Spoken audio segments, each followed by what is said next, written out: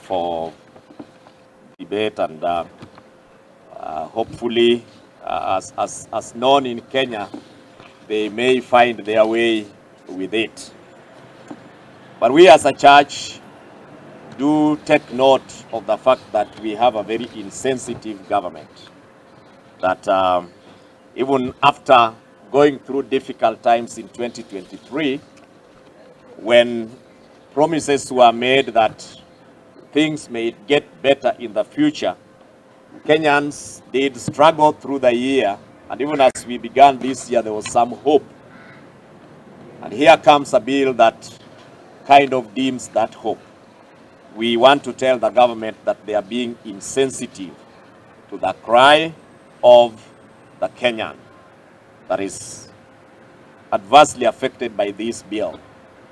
We have a wasteful government, and whenever they even talk about cutting down on expenditure in certain areas, they have not yet lived to that talk. So the alternative that I would propose to this government is to relook at their budget and do things in a way that does not overburden Kenyans. The greatest tragedy of our nation is that justice, professionalism, equity, and equality before the law has been sacrificed at the altar of corruption. Political power is continuously being used for selfish enrichment at the expense of the citizens who are trapped in downward spiral of impoverishment.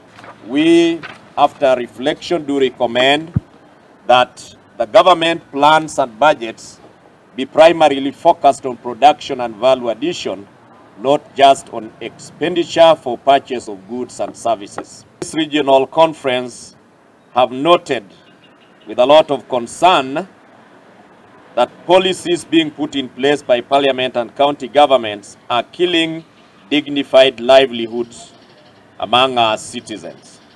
The Finance Act passed by parliaments in the last 5 years, as well as the county finance appropriation bills, have systematically muzzled business and investments by raising taxes to unmanageable levels.